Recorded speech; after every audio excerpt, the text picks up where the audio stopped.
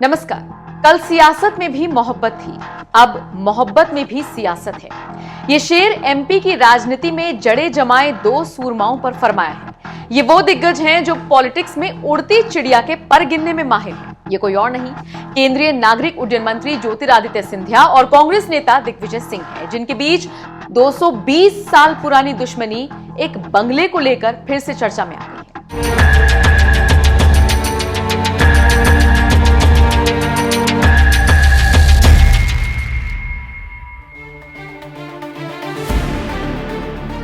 MP की राजधानी भोपाल की गली गली में इन दिनों कानाफूसी चल रही है कि आखिर दिग्विजय सिंह और ज्योतिरादित्य सिंधिया करीब आएंगे या दुश्मनी खुलकर निभाएंगे। दोनों दोस्ती की इबारत लिखेंगे या फिर तू डाल डाल मैं पात पात वाली कहावत को चरितार्थ करेंगे।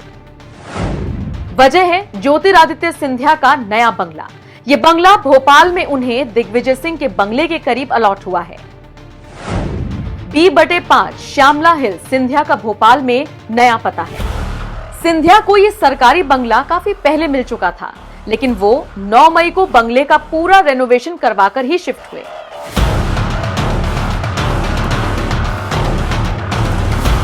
वहीं दिग्विजय सिंह पहले से भोपाल के सबसे पॉश इलाके श्यामला हिल्स के B/1 बंगले में रह रहे हैं।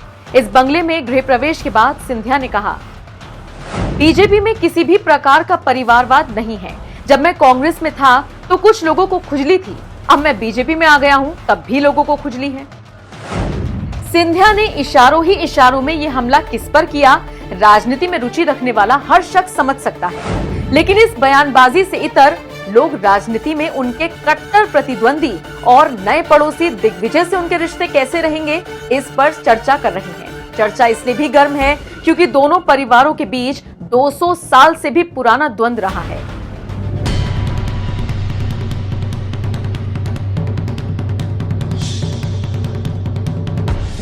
ज्योतिरादित्य सिंधिया की ग्वालियर रियासत और दिग्विजय सिंह की राघोगढ़ रियासत के बीच दुश्मनी की शुरुआत हुई साल 1802 में, जब ग्वालियर के महाराजा दौलत राव सिंधिया ने राघोगढ़ रियासत के राजा जयसिंह को युद्ध में हरा दिया था।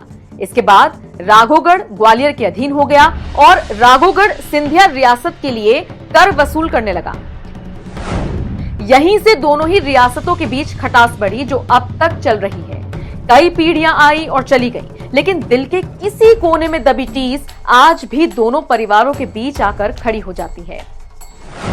एमपी के ही मशहूर शायर रहे हैं राहत इंदौरी, जिन्होंने कहा है, नए किरदार आते जा रहे हैं मगर नाटक पुराना ही चल रहा है।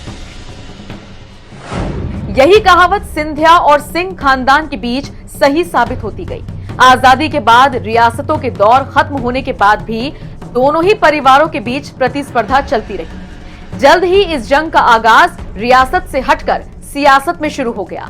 हालांकि राजनीति में राघोगढ़ के राजा बलभद्र सिंह यानी कि दिग्विजय सिंह के पिता साल 1951 में पहले आए, लेकिन 1957 में सिंधिया परिवार से राजनीति में उतरी ज्योतिरादित्य सिंधिया की दादी विजयराजे सिंधिया ने उन्हें इस रेस में जल्द ही पीछे छोड़ दिया।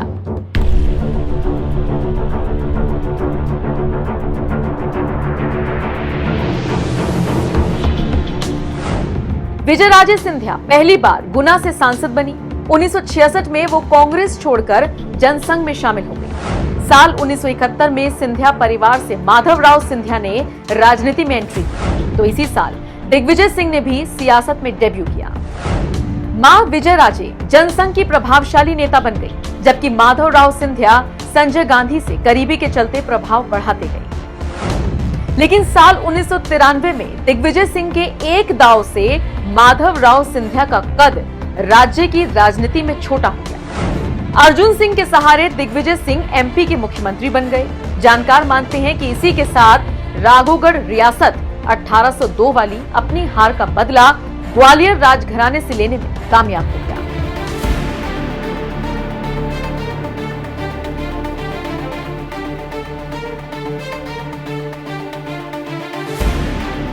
दोनों ही परिवारों के बीच कभी खुलकर तू मैं नहीं हुई। सामने पड़ने पर हमेशा एक दूसरे का सत्कार किया, लेकिन पीठ पीछे दोनों एक दूसरे को हमेशा धराशायी करने को तत्पर रहे। ये दौर माधवराव सिंधिया से होकर ज्योतिरादित्य सिंधिया तक चल रहा है। 2018 में भी यही हुआ। दिग्विजय सिंह और उनका गुट सिंधिया परिवार पर हावी हो गया।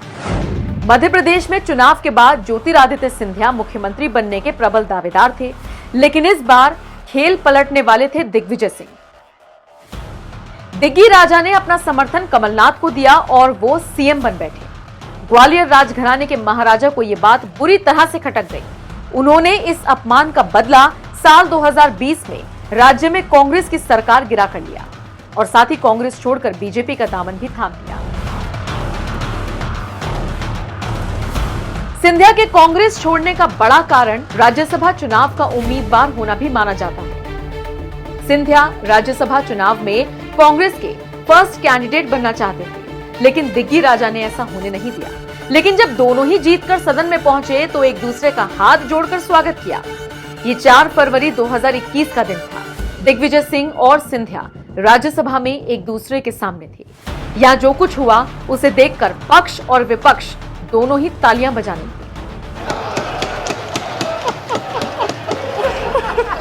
मैं आपको बधाई देता हूं, आपके माध्यम से माननीय सिंधिया जी को बधाई देता हूं। माननीय सभापति महोदय, जितने अच्छे ढंग से वे यूपीए सरकार में सरकार का पक्ष रखते थे, उतना ही अच्छे ढंग से उन्होंने आज भाजपा का पक्ष रखा। आपको बधाई हो। वाह जी महाराज, वाह, वाह जी महाराज। प्लीज प्लीज हमेशा रहेगा। आप जिस पार्टी में रहे, आगे भी जो हो, हमारा आशीर्वाद आपके साथ था, है और रहेगा। आशीर्वाद देने वाले दिग्विजय सिंह इसके बावजूद सिंधिया खानदान पर अपनी सभाओं के दौरान धोखाधड़ी का आरोप लगाने लगे। वहीं सिंधिया कहते कि दिग्विजय सिंह मिस्टर बंटाधार है। दोनों के बीच जुबानी जंग दिसंबर 2021 में खुलकर सामने आ गई, जब दिग्विजय सिंह ने डायरेक्ट सिंधिया खानदान पर झांसी की रानी से धोखे का आरोप लगा दिया, जिसका जवाब देने से ज्योतिरादित्य सिंधिया भी खुद को रोक नहीं सके। देखो, गद्दार जो है इतिहास माफ नहीं करता। जो गद्दारी करता है उसके आने वाली पीढ़ियों याद रखते हैं कि इसने गद्दारी की थी। करते नहीं करते? आज भी जब झांसी की रानी की बात आती है तो सिंधिया परिवार की बात आती कि नहीं आती? पानीपत की लड़ाई में अगर इन्होंने साथ हिंदू राजाओं का दिया होता तो हम अहमद शाह अब्दाली पानीपत की लड़ाई हार गया होता। और हमारे महाराज सिंधिया जी ने अगर कांग्रेस से गद्दारी नहीं की होती तो आज भी कमलनाथ जी की सरकार रहती कि नहीं रहती? दिग्विजय सिंह जी का मैं क्या कहूँ, अब इतने बुजुर्ग नेता हैं, उनकी आदत ही यही है।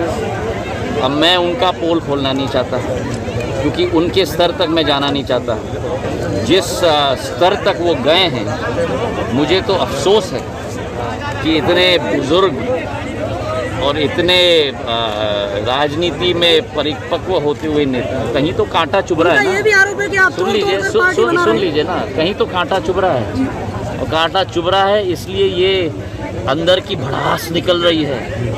मेरी आदत नहीं है उस स्तर तक जाने की। सिंधिया परिवार का एक स्तर है, उस स्तर को मैं बनाए रखूंगा। वो जितना भी उकसाने की कोशिश करें, वो उनका ही स्थिति, उनकी अंतरात्मा की स्थिति दर्शाती है और उनका ही मानसिक संतुलन दर्शाती है। और जो उन्होंने कहा है गद्दारी के बारे में, मैं तो एक ही शब्द कहना चाहता हूँ, जो ओसामा को ओसामा जी कहे, जो ओसामा को ओसामा जी कहे, और जो कहे कि जब सरकार कांग्रेस की आएगी तो 370 हटाएंगे। गद्दार कौन है ये तो आप और जनता ही तय। अब सिंधिया बीजेपी की केंद्र सरकार में मंत्री हैं। भोपाल में वो दिग्विजय सिंह से सिर्फ 3 घर छोड़कर रहने पहुंच चुके हैं। हालांकि उमा भारती का बंगला B6 सिंधिया के बंगले के ज्यादा नजदीक है, लेकिन इन बंगलों में गौर करने लायक बात यह है कि सिंधिया को करीब 1.5 एकड़ का सबसे बड़ा बंगला अलॉट हुआ है। ऐसे में दोनों ही राजसी परिवारों के रिश्तों पर बस इतना ही कहा जा सकता है, समझने ही नहीं देती सियासत हमको सच्चाई। कभी चेहरा नहीं मिलता, कभी दर्पण नहीं मिलता। सिंधिया और सिंह खानदान के वारिसों को कौन समझाए कि बशीर बद्र ने ऐसे ही रिश्तों को लेकर कालजयी पंक्तियां कही हैं। दुश्मनी जमकर करो, लेकिन ये गुंजाइश रहे, जब कभी हम दोस्त हो जाएं तो शर्मिंदा ना हो।